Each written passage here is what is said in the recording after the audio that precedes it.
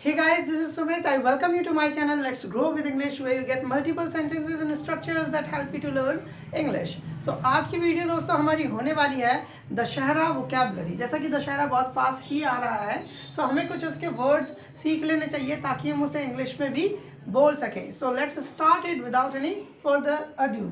सो जो हमारा सबसे पहला वर्ड है दैट इज कॉन्च। कॉन्च क्या होता है?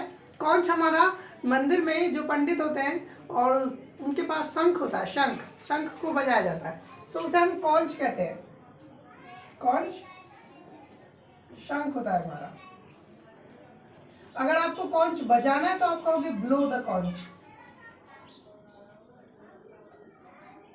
सो ब्लो द कॉन्च, ये conch. Okay next, deity.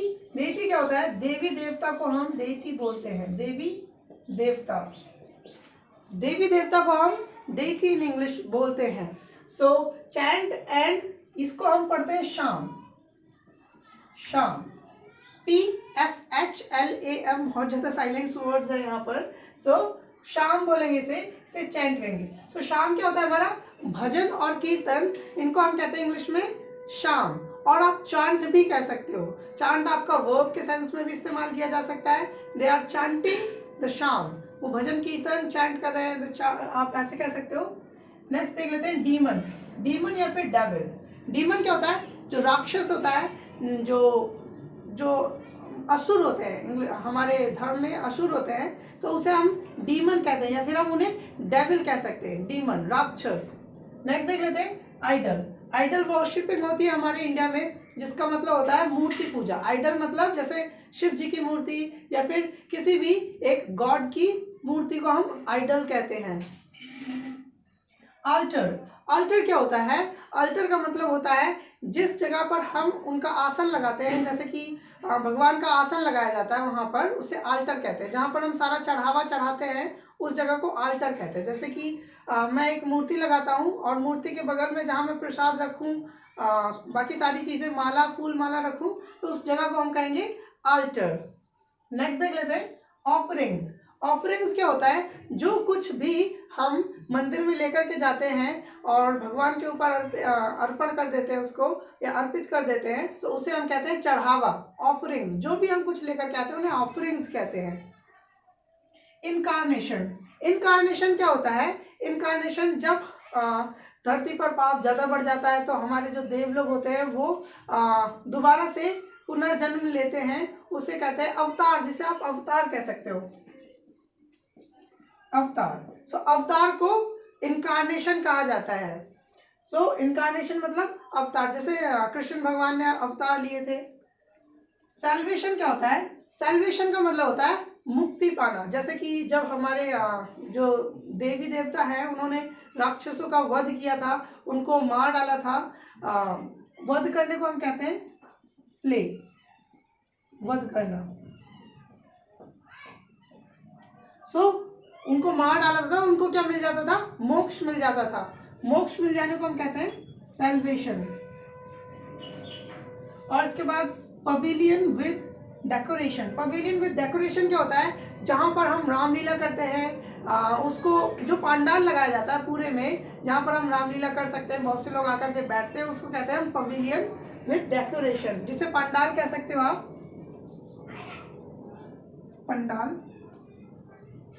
Next देख लेते हैं गार्लैंड। गार्लैंड क्या होता है? जो हमारी माला होती है, जिसको हम पहनाते हैं, जो शिव जी या फिर राम भगवान बनकर के आते हैं रामलीला के मैदान पर, उनको हम माला पहनाते हैं, तो उसे हम क्या कहते हैं? Garland, garland. डिवोटी क्या होता है? जितने भी लोग रामलीला देखने जाते हैं वो सब भगवान के भक्त होते हैं, तो इन भक्तों को कहा जाता है डिवोटी, भक्त। और इसके बाद जो भक्ति होती है, जो हमारे अंदर श्रद्धा होता है, जो भाव होता है, जो ये सारी श्रद्धा भाव को हम क्या कहते हैं? डिवोशन कहते हैं, भक्ति को। नेक्स्ट देख लेते हैं एफिजी। सबसे इंपॉर्टेंट क्या है? एफिजी, जो रावण जलाया जाता है, मेघनाथ और कुंभकर्ण, तीन पुतले होते हैं, ये तीनों के नाम, बीच में रावण खड़ा किया जाता है, आसपास मेघनाथ और कुंभकर्ण को खड़ा किया जाता है। सो ये जो पुतले होते हैं, इन पुतलों को हम एफिजी बोलते हैं, एफिजी, पुतले, एफिजी। नेक्स्ट देख लेते हैं बो एंड एरो।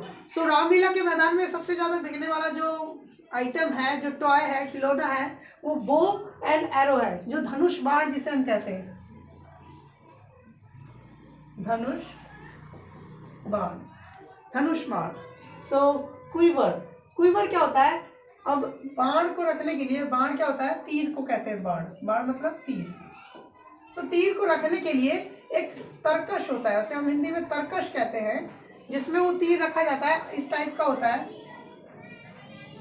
और इसके अंदर तीर होते हैं। सो इसको हम कहते हैं तरकश, इंग्लिश में क्विवर, तरकश। चैरियट क्या होता है? जिस रथ पर चल करके आते हैं हमारे भगवान, सो उन्हें हम कहते हैं चैरियट, रथ कह सकते, रथ होता है ये। क्राउन क्या होता है? जो भगवान को मुकुट पहनाया जाता है, उसे हम कहते हैं क्राउन।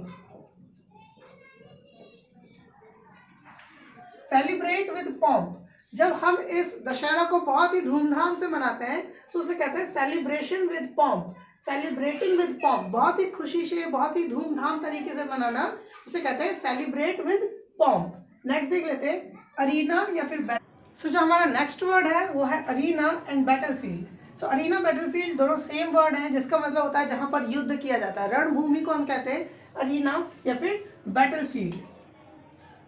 और एक और वर्ड, जैसे जहां पर हम अस्त्र शस्त्र का इस्तेमाल करते हैं, अस्त्र शस्त्र का, इन्हें हम इंग्लिश में वेपन्स कहते हैं, वेपन्स। अस्त्र वो होते हैं जो हम फेंक करके चलाया जाता है, जैसे धनुष से, मशीन के द्वारा चलाया जाता है, जैसे धनुष से हम तीर फेंकते हैं तो वो अस्त्र हुआ। शस्त्र जैसे कि हाथ में जो भाला चाकू लेकर के चलाया जाता है उसे शस्त्र कहते हैं। और एक और वर्ड प्ले, प्ले का मतलब होता है नाटक, जो भी नाटक वहां पर किया जाता है, ड्रामा किया जाता है, ड्रामा कह सकते हो आप, जो भी प्ले दिखाया जाता है, नाटक दिखाया जाता है वहां पर, रामायण का, उसे प्ले कहते हैं। So I hope guys that you must have understood all these words to use in Dussehra. अब आप दशहरा को अच्छे से इंग्लिश में भी बोल सकते हैं और ये सारे वर्ड्स का इस्तेमाल भी कर सकते हैं। So thank you so much guys for watching my video. Please do like and subscribe.